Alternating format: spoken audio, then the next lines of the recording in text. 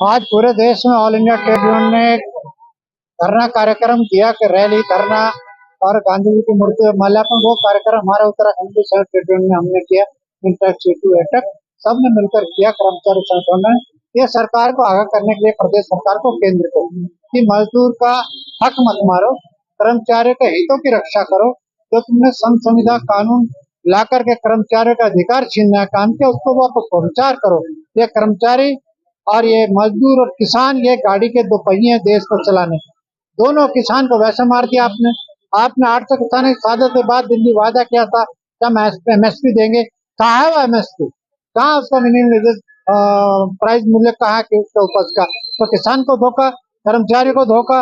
उत्तराखंड में कर्मचारियों को निकालने का सिलसिला शुरू हो गया। आपने उद्योग लगाने जो लगे थे उनको बेच दिया। सर्वे ऑफ इंडिया बेच दिया जो हिंदुस्तान का हेडक्वार्टर है, जो 250 एकड़ जमीन में है। सीडीएस में अकाउंट ऑफिस बेच दिया जो हेडक्वार्टर था हिंदुस्तान का। आपने एफआरआई का सौदा कर रहे हैं आप लोग। आप लोगों ने जितने भी सरकारी ओएनजीसी को शिफ्ट करने की बात यहाँ से कर रहे हैं। आपने कोई उद्योग लगाया नहीं, जो लगे थे उनको बेचने का काम किया। ये बड़ा दुखद अध्याय है। जो रोजगार मिले थे उनको छीनने का काम किया। अरे हम पूरे मजदूर बात को तरसते हैं कि आने वाली पीढ़ी को क्या दोगे? आप तो बसे, गरीब लोग बसे उसको उजाड़ने का काम कर रहे। मैं तो कह रहा बड़े होटल बड़े मॉल उजाड़ो ना, उदाहरण दे दो। सरकार में हिम्मत है लेकिन नहीं करेंगे। पूरी सरकार उत्तराखंड की खनन के काम में लगी। नेताओं, अधिकारियों, मुख्यमंत्री भी कहते हैं खनन का पट्टा ले लो, मुंह बंद करो। ये प्रदेश लूट रहा है, खोखला कर दिया इन्होंने। कर्मचारी परेशान है, मजदूर परेशान है। यहाँ पर 50,000 वैकेंसी है, नहीं भर रहे। प्रमोशन होने 40-50,000 लोग है, वो हाई कोर्ट के आदेश के बाद भी आप उनको प्रमोशन नहीं दे रहे। मिनिमम सुविधा, minimum wages, over time, bonus, यही तो हम कह रहे।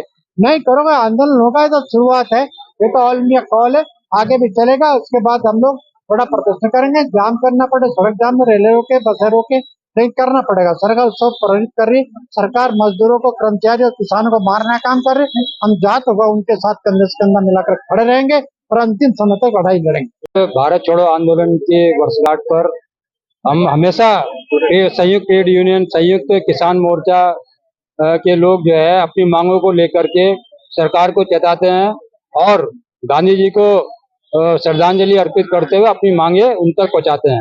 अभी जिस तरीके से 2020 में मोदी जी ने संसद के अंदर कोरोना काल के अंदर जब सारी दुनिया तराई तराई मची हुई थी, तो उन्होंने श्रम कानूनों को तिलांजलि देते हुए 29 श्रम कानूनों को खत्म करते हुए 4 श्रम संहिता बनाई जो पूर्ण रूप से जो है मालिकों के पक्ष में है, कॉर्पोरेट के पक्ष में है और मजदूरों को गुलाम बनाने की ओर धकेलती है। अगर ये अभी उनका जो 100 दिनों का जो कार्यक्रम है मोदी जी का, उसमें यह भी है कि श्रम संहिता को लागू किया जाएगा। हम लोग श्रम संहिता को लागू करने नहीं देंगे, चाहे इसके लिए हमें कोई भी कुर्बानी देनी पड़े। हम बड़ा आंदोलन भी हम लोग करेंगे, चाहे वो भारत बंद का सवाल है, चाहे वो अन्य सवाल है, वो भी करेंगे। दूसरा, जो यहाँ की हमारी राज्य की सरकार है, वो सरकार बिल्कुल निरंकुश है। वो गरीब लोगों को, जो नदियों के किनारे बसे हुए लोग हैं, उनको उजाड़ने का काम कर रही है और एलिवेटेड रोड के नाम पर तो हजारों लोग, 50,000 लोग जो है वो बेघर होंगे और निश्चित तौर से उसका जो है खामियाजा गरीब आदमी को भुगतना पड़ेगा। इसी के साथ में जो रणवीर हत्याकांड हुआ है पुलिस के द्वारा, उसका वो एक गरीब आदमी का एक मजदूर था।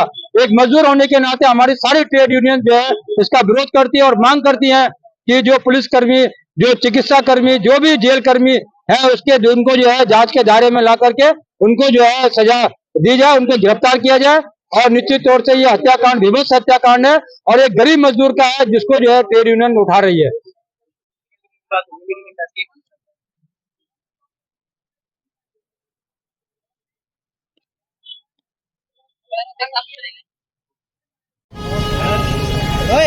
हमारे मजदूर भाइयों से रिक्वेस्ट है कि आप इधर आ जाओ, आप इधर उधर